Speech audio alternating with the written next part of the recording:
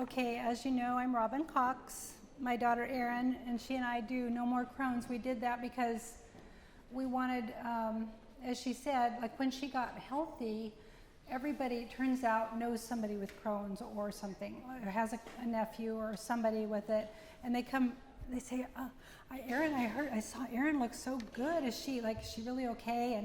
And then when Erin had gone to DC, I had put together some menus, so I reworked them for like 4 to 6 people, put a few notes about reading the book first, and then when anybody would ask us for information, I would be mailing these things out to people and stuff, and we thought, you know what, there has got to be a better way to do this. So that's why we started No More Crohn's. And let's see here. Yes, so here we are. Like each of you have a story. There's always a story, right? And my story of Erin's health started when she was back in grade school. She used to get bad stomach aches. And I mean, we didn't know. We just thought she was probably nervous about going to school or something. And maybe she was. I don't think she had Crohn's at that time. But she would have sharp pains and have trouble. And then when she it continued, but then when she got to college, she was having more problems and really was lactose intolerant. So she went off lactose, that helped some. And then, but pretty soon, she started having low-grade fevers, and she was in a lot of pain. And one day, she and I were gonna go do something one Friday, and she came downstairs. She was all bent over completely, with just in terrible pain. And she said, I think you better take me to the hospital. And I'm like, what, really? I mean, I didn't want to say no, you know. She knew she was in terrible pain. So that was like a wake-up call. And that was the beginning of 1 week in the hospital. And she came out with a diagnosis of Crohn's disease, which blindsided me. You know, as a mom, I felt so sick about her future. Here's this lovely young college girl, you know, the world is her oyster, and then it's like, what's going to happen to her? Well, once we got home from the hospital, of course, we were glad to know what it was. That was a good start. But there she just lay on the couch, just as pale as could be, and we were trying to decide what to do. She was scared to eat anything, because if she did, it would get everything started again. She had this big bag of pills that she had to take. And I had this great big book that had different diets, kind of healthy diets to do for different problems. So I was looking through that at all the possibilities, and I was like, I wonder if this will really help, you know? And we were trying to figure out what to do, and the doorbell rang. And it was this friend of mine from church, this lady who knew us, and she had heard from somebody that Erin had been diagnosed with Crohn's. So she came over and she said, I just wanted to bring you this book. And she said, there's a diet in here, and it really helped me and my daughter. And there's hope in this book. And so I kind of started tearing up, you know, hope, like that word, that's what we needed really badly. And so later, when I talked to her about it, she thought that I looked skeptical. I said, no, that was how I looked when I was trying not to cry. We really needed some hope. But then I sat down and looked through the book, and I went, oh my gosh, this looks pretty hard. Wonder if we can find something else. So as Erin and I were sitting there on the couch discussing things, I had looked at it, she hadn't looked at it yet, we started thinking, this is really awful to have a chronic disease. I wonder if there's anyone else in our family who's had anything hard that we can kind of get some help from. And then we got, wait a minute, what about grandmother and grandfather? They met in a lip reading class, and we're glad they met and married, because we wouldn't be here if they hadn't, but through their union came a hereditary type of deafness. And this is a picture of this is my family here on the side, my dad there, and then there's we 3 young women, me and my 2 sisters. Well, my dad got the hereditary deafness, and my 2 sisters got the hereditary deafness. It's the kind of thing that develops as a young adult and just continues to get worse all your life. All those 3 are extroverts. They love people, they're teachers, they're totally interacting with people all the time. And somehow we never really thought about what it was like, how hard it was and how difficult and so isolating. You just want to know what somebody's saying and you can't hear them. And they just kept going through stronger and stronger hearing aids. And then, finally, the hearing aids were no good anymore. And at that time, over the few years, my dad and my 2 sisters have gotten cochlear implants. So they're back in business. They can hear. And it doesn't sound, it sounds a little bit like the chipmunks, but hey, they can hear and they're so excited. And then my brother-in-law, who's standing there kind of next to my dad, he has type 1 diabetes, and 2 of their kids inherited that. So all of Erin's growing up and everything, they were always, checking their blood before they eat. What time are we going to eat? Because they have to know how many minutes before they take their insulin. They're injecting right through their clothes, before they eat. And they're constantly watching what they eat and when they eat. And now they have pumps and things, but they're still watching. My blood sugar's going up. I better run around the block real quick, even at 10 o'clock at night. They're constantly monitoring it. And they've never whined about it. They never even really tried to get attention. They didn't try to get anyone to feel sorry for them. It was just part of their life, and it still is. And they're all foodies. They eat the food they can eat. They eat good, And that's just, they live interesting, productive lives. One lives in Spain, one lives in the Philippines. They're just, they were such a good inspiration to us that Erin and I sat there and thought, okay, Crohn's is a hard thing to have, but we've got some examples, because it would be tempting to just kind of slump into despair and kind of get the attention from people feeling sorry for you. And she just realized, no. So it wasn't long till Erin read the book. She has a scientific mind. She read this book and she went, I'm going to do this diet. And I don't want to eat another bite of anything that isn't on this diet. So then I was like, okay, what am I going to do about that?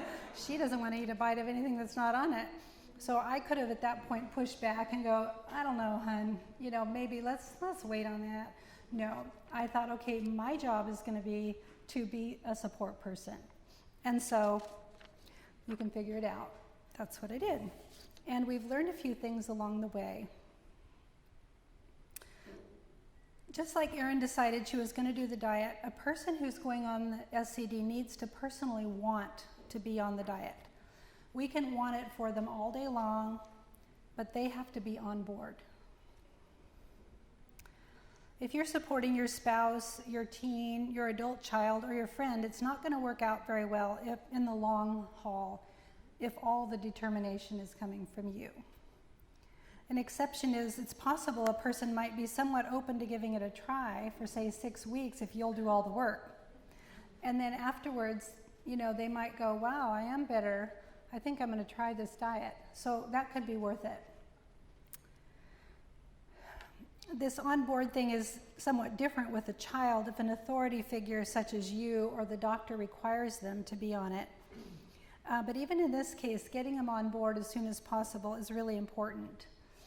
Before we were coming, I was mentioning this to my younger sister, and she said, oh yeah, about 20 years ago when I was teaching 2nd grade, and everybody always brought chocolate cupcakes for their kid's birthday back then, it was still okay. And there was this one little guy at the beginning of the year, and he wasn't taking a cupcake. And she said, oh, honey, don't you want a cupcake? Nah, that stuff makes me act crazy.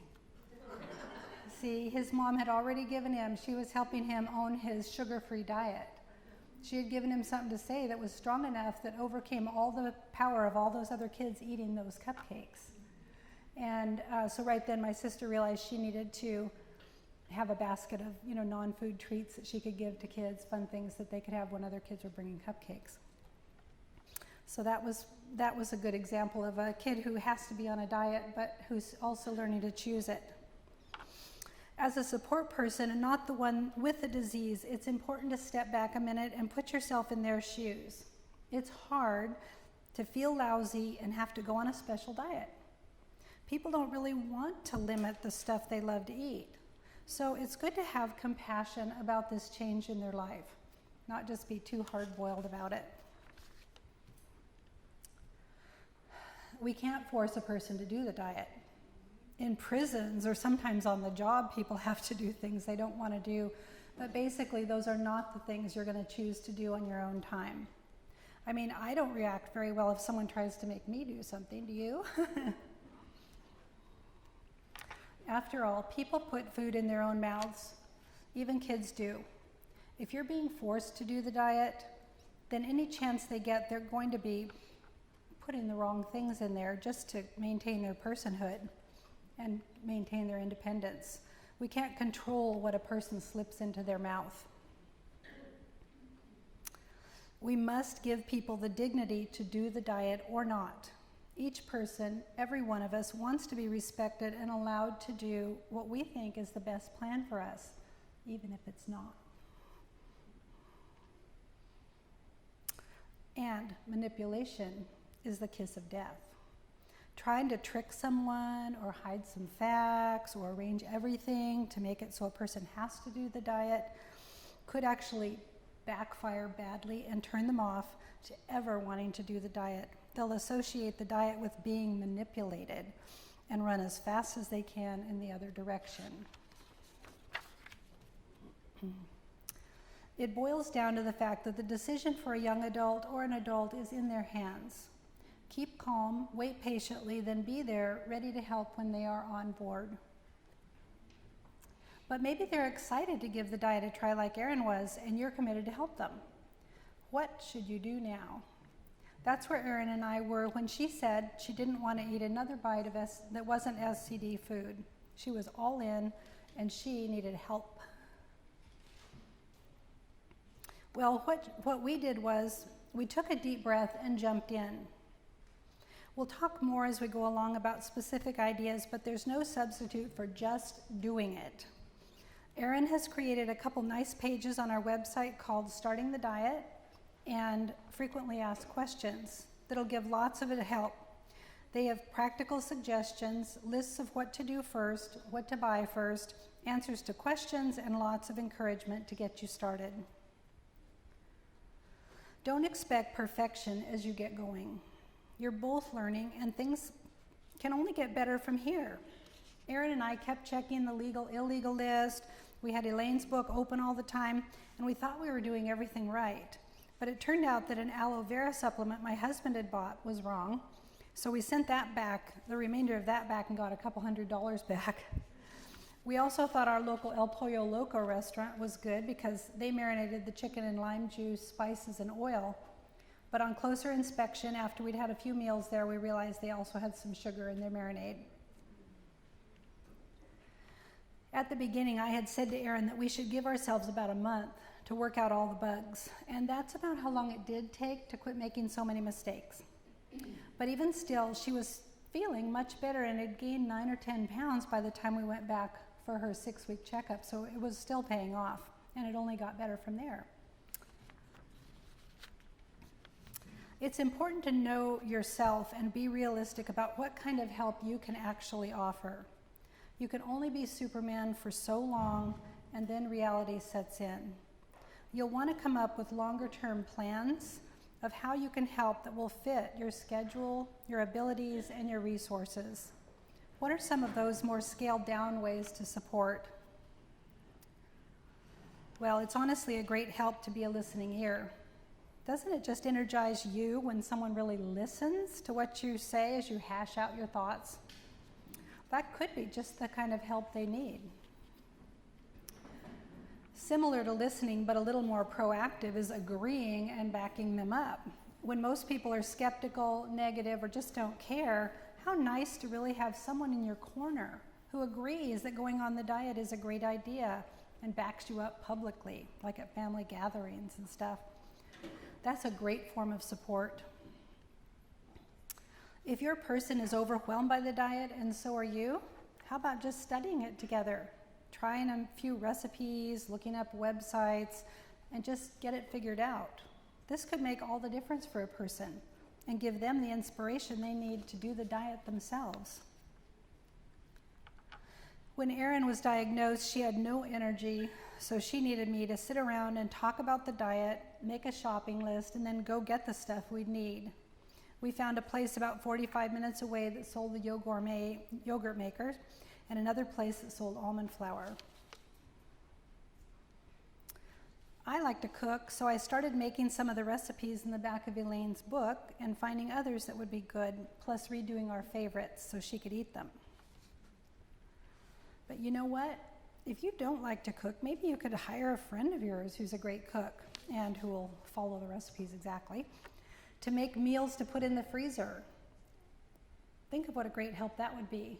It's just a little thinking outside the box a little bit.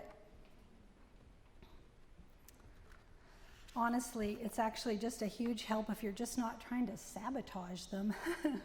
It's amazing how some people will muddy the water by bringing up other diets or opposing viewpoints or talk about how limiting this must be. And some people even intentionally serve up illegal foods or suggest them just to try to get the person to lighten up. I'm sure some of you have had to learn how to be strong in those situations. It can be pretty crazy. However you help, you are offering hope, energy, and clear thinking just when they need it. Relax, do what you can, stick by them, and see things begin to turn around. Hooray, good job. You're doing all you can do. And then it's time to hand off to them. What? Now that we're on a roll and she's getting better, I have to upset the apple cart and make her start doing some of the work? I don't know how that's going to work out. After the critical phase, when they're starting to feel better and are more used to the diet, it's good to begin giving some responsibility to them. If you want this to be a lifetime diet for them, it's important that they take ownership of the diet and not just think about it passively as this diet my mom's making me do. You might have them start being in charge of making the yogurt, for example, including when to make it. Handing off may not be smooth. They may blame you if there are bumps in the road, but it's still important. Erin took full ownership of her diet suddenly when she moved to DC as a White House intern. The opportunity came up at the last minute and it was a huge deal. My nephew's wife had an aunt in McLean, Virginia, who would rent Erin a room with kitchen privileges. Erin bought a used car sight unseen. She could pick up when she got there, so that took care of two things. I cranked out 3 weeks of menus that could be rotated over and over, breakfast, lunch, and dinner, with a grocery list for each week, and off she went. She spent a lot of time cooking, and we spent time on the phone talking about it. And she became quite the cook because she had to. And it all worked out. Those menus are free downloadables on our website, and like I said, they were just made for like one person, but I kind of tweaked them so that they'll serve like 4 to 6. So you can go download those if you want to. They're kind of messy looking, but they're there. Active support person is a temporary job, not a new lifetime identity. We can sometimes cling to these roles a little too hard and it might become unhealthy. We can't expect our needs for love and significance to be met through this project. Give your person a vision of a healthy, independent future, a bright goal they can personally aim for each day, each meal, every snack. Continue to offer some of the same help, but less. Of course, you know I'm giving general principles here. Each situation is different, and your person may need more help for longer or maybe forever. For example, it's normal for parents to be responsible for kids' food for a long time, but it's still important to empower your SCDer as much as possible to take care of their dietary needs themselves so they understand it, feel empowered, and will follow that vision into their own future. It's their diet, so let them be the expert. Move a few steps back. This is a picture of my daughter Heidi, who's here supporting us from Texas, helping her daughter Madeline, the expert violinist, play when we were all camping together in Yosemite. It was just beautiful to hear that music bouncing off those valley walls. I think this picture demonstrates a loving, supportive position that is close by, supporting but not actually doing it for her. Expect a few hiccups as your person moves from passive to active SCDer. It's okay, you're both moving in the right direction, and your sideline support can help keep their little boat from capsizing as they go through some rapids. As a background support person, there are many things you can do over the years.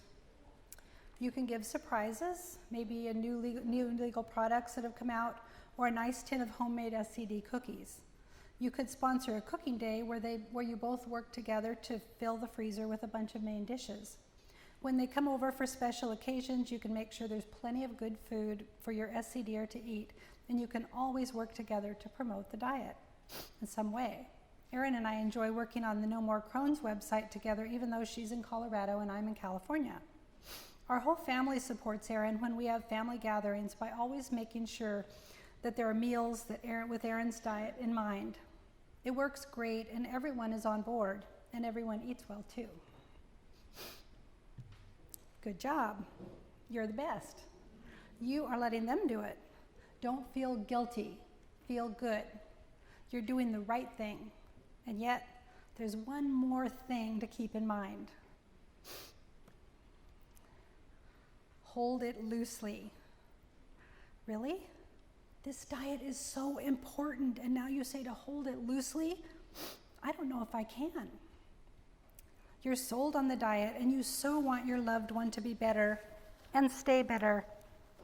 It's so scary if they start cheating or losing interest in the diet. It can make you crazy. You want to say, no, don't do that.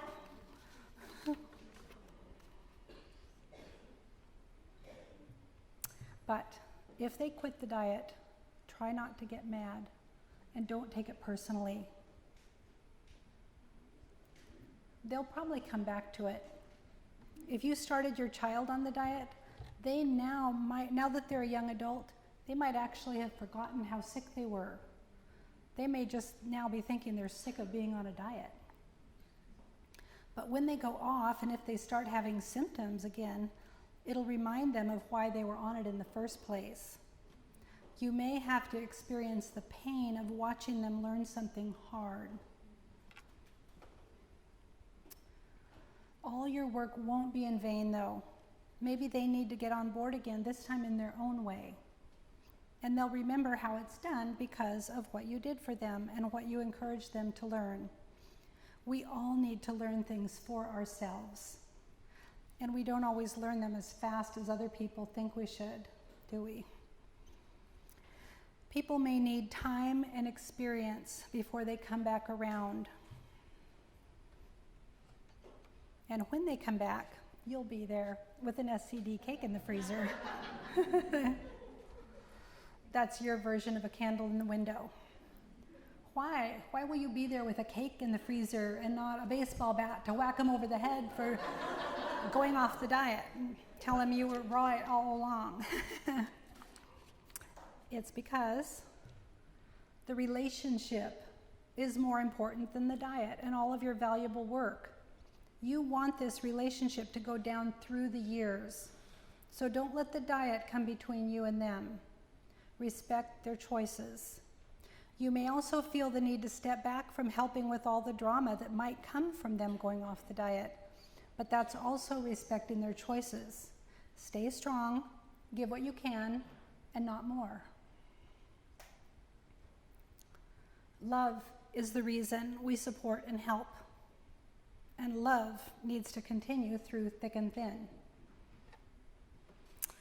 Thank you so much for giving me this chance to talk about my experience as a support person, and now my daughter, it actually is an experience to be supported too, and she'd like to tell about that.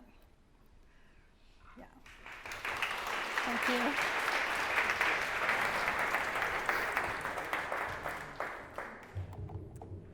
That's good. So as you can tell, my mom has been a wonderful support person to me, and I am just so thankful for her. As I talk about being supported on the SCD, I must begin by expressing my gratefulness to Elaine and all the people who supported me online as well as in person as I got started on the diet. As a newbie, I was helped with questions like, is it okay to take aloe vera pills, or what is the 3-month flare? These were invaluable times of learning, and all of your answers, discussions, and even debates were so important to growing me into the 17-year SCD veteran that I am today. So I just wanted to thank you all for the cookbooks, recipes, and advice.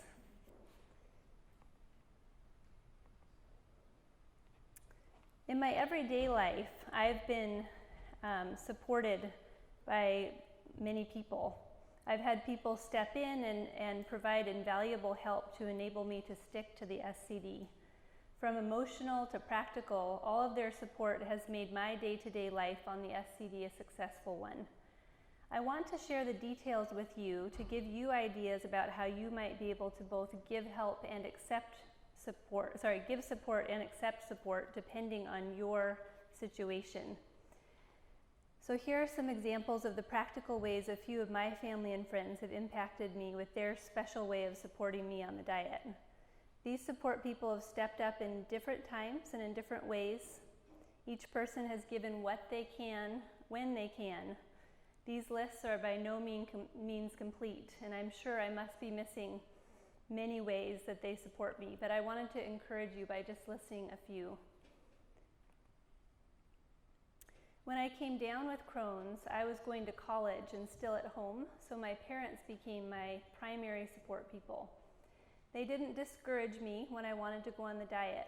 They stayed positive and were available for me.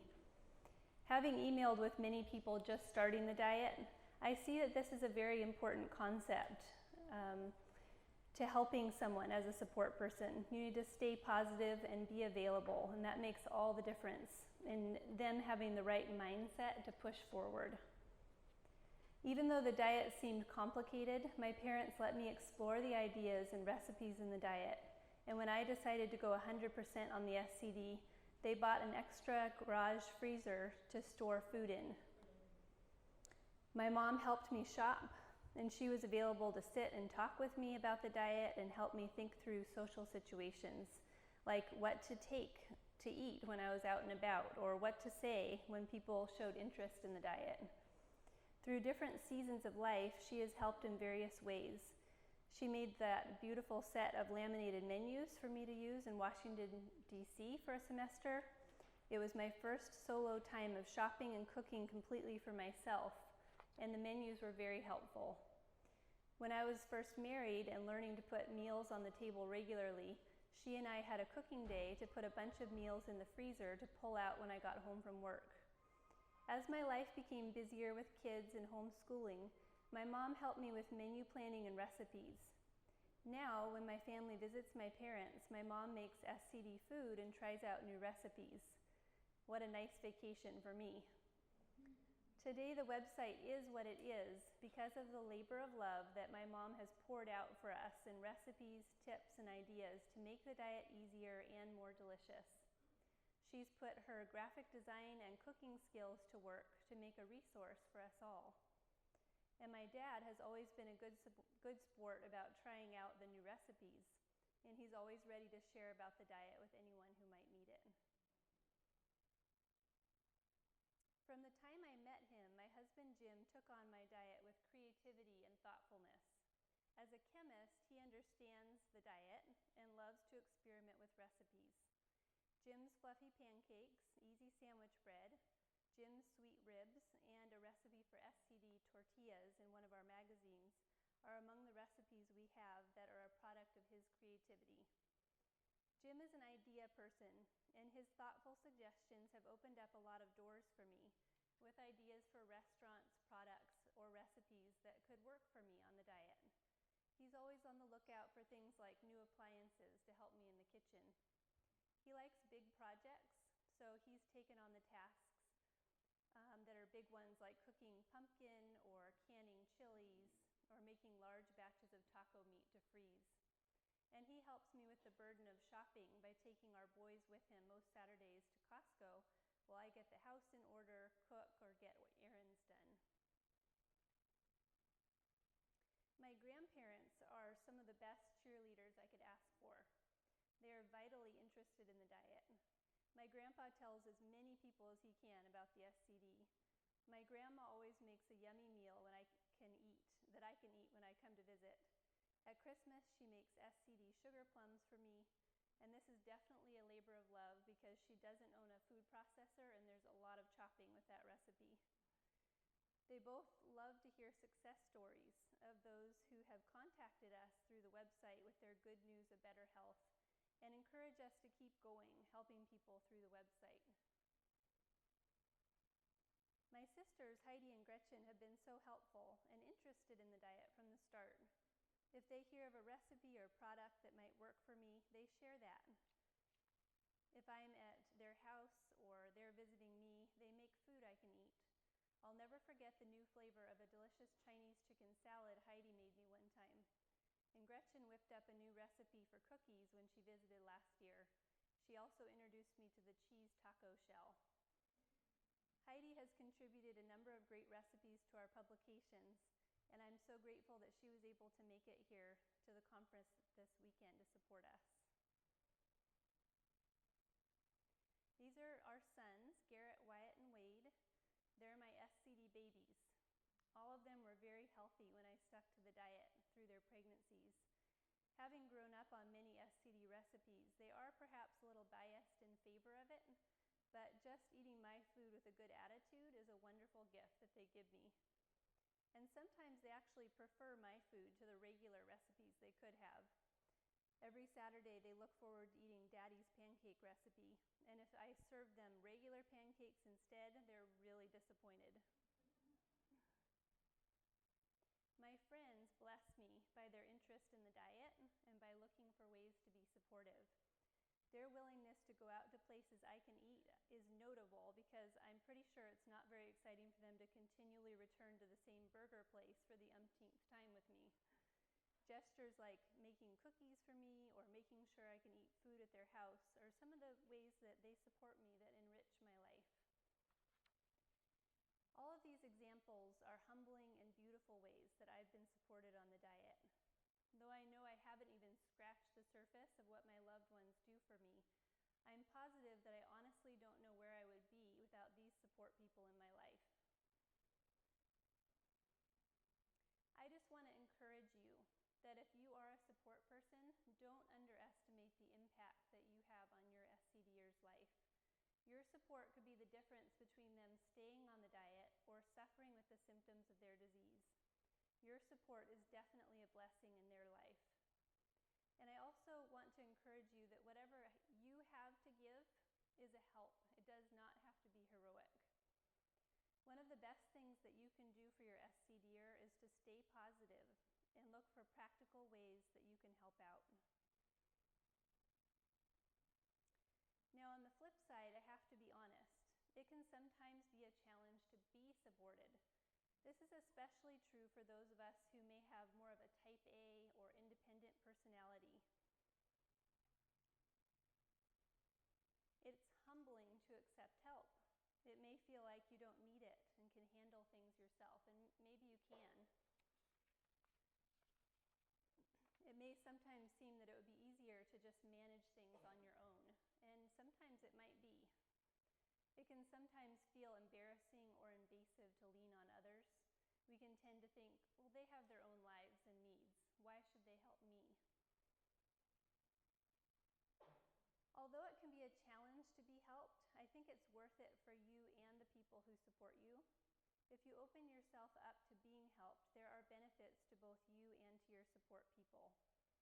Your friends and family enrich your life when they share your burdens. They take a load off of your shoulders and help you carry it. This can help your mental outlook and can give you the energy that you need to keep going on the diet. Also consider that it blesses them to help you. I really believe that it's true that it is better to give than to receive. I've seen this in my life time and again. When I serve others, I am blessed beyond what I could have imagined. But how? There are a few major ways. There is a joy someone else. Helping to carry someone else's load and knowing that I'm making a difference in their life is deeply rewarding. I'm also blessed by taking my eyes off of myself. My own troubles don't seem so big when I see what other people have to deal with. And seeing the courage and strength that they exhibit is inspiring to me to tackle my challenge as well. Accepting help can also lead to strengthened relationships. So I have an example from another area of my life where friendship grew out of weakness. When my third son was 5 months old, the sleep deprivation of having a newborn hit me strong, and I went through postpartum depression for a number of months. I was pretty desperate for help managing my 4-year-old, 2-year-old, and newborn, let alone finding the time to get enough sleep.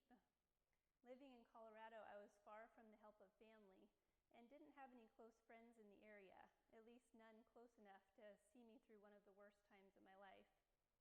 But just when I needed it, a new acquaintance from church stepped in and kept helping me, faithfully looking for areas to practically serve.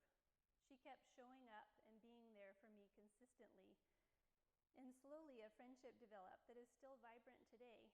In fact, it's the deepest friendship I have where I live. I can tell you that was not the way that I imagined making a new friend. I thought I should be put together and put my best foot forward to make a really good friend. But my weakness opened the door for her friendship. So keep in mind, you never know what blessing you may allow into your life when you open yourself up to being helped. It's not always easy to accept help, but it is valuable for you and those who help you.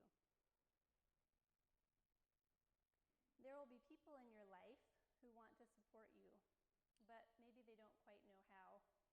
There are also those around you who are just learning about the diet. How can we relate to them in a gracious way when they ask about the diet or try to help but don't quite get it right? When friends or acquaintances ask about the diet, how do you handle it? This can be a hard topic to tackle, especially if we just want to live our life without having to talk about our health or our diet all the time. So what I've found over the years is that if I have a short phrase to quickly explain to them about the diet, it gives them the freedom to accept it and move on, or to go deeper if they would like to learn more. So I give them one piece of information at a time to see how much they really want to know. In doing this, I'm trying to figure out, are they just making small talk, or maybe they want to know more for someone that they know, maybe a friend or family member has an IBD. So a conversation might go like this. We're at a restaurant for a work event and I pull out some SCD food from my purse after realizing there's nothing I can order. The acquaintance asks, "Oh, why can't you eat this at this restaurant?" And I reply my quick short answer, "Well, I'm on a strict diet for my health, so I always bring my food with me." If they ask for more, I'll tell them more. I'll say something like, "The diet is for Crohn's disease. As long as I stick 100% to the diet, I have no symptoms." If they show more interest, then I give them more details about the diet. And I've learned over the years through these conversations that almost everybody knows someone with an IBD. So I and my family members now carry cards with us to hand out that give more details about the diet. Maybe that conversation can be the bridge to helping another person find health and hope on the SCD. In fact, maybe we could become their support person. There's a second type of situation we can get into with people who want to help us but don't quite know how. People who really try to support us but just don't quite get it right. Like they went to a lot of work to make a recipe for you and then you find out it has something you can't eat in it. I bet we've probably all been there by now. Here's an example. I was at a group gathering and a new acquaintance really wanted to make something I could eat for our group dinner. It was so sweet of her, and she went to so much work for me. When I got there, she said it should all be okay for me to eat, and then she started listing ingredients. My heart sank when chili powder was on the list. What could I say without sounding rude? Thankfully, I had been through this before and realized that it's good to come up with a nice phrase ahead of time to say when this happens, because it will happen.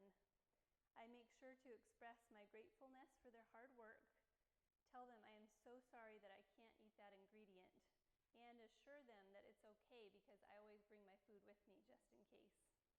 This helps them know that I understand the work that they went to, and also that I'm not going to starve on their watch. But what if you can't find a supportive person in your life? I realize that I'm incredibly lucky with the wide variety of support that I have on the diet. In fact, this is a large reason why my mom and I created No More Crohn's, to help those who don't have a lot of support in their life. So we hope that people can come to our website whenever they need new recipes or ideas or advice. And there are also a lot of other great online options for support. So I would encourage you to turn to the online SCD communities that are out there. You can find out more details about these communities at the official SCD website, breakingthevicious-cycle.info. Also on our website, we've compiled a page called Links to SCD-related websites, where you can learn about many online resources. I would also encourage you to take advantage of pre-cooked foods by SCD companies when you can. There are a number of options online these days. It's great to see the new SCD businesses springing up. I like to treat myself to pre-made SCD food during an especially busy time, or when I take a trip to give myself a little break. They're a great gift idea too. Another idea might be to hire someone to cook for you. This might be for a season to help you through a difficult time until you feel better, or you might want to periodically hire someone to help you fill the freezer. Being supported can include being in a gracious and helpful SCD community, whether online or in your geographical area. And I want you to know that I'm here too if you ever need to email me through our website. I'd be happy to email with you. And really how wonderful it is that we can all be here together supporting each other this weekend. I know that we're all going to go home with more connections for being successful and encouraged on the diet. So I really appreciate everyone who works so hard to put this together.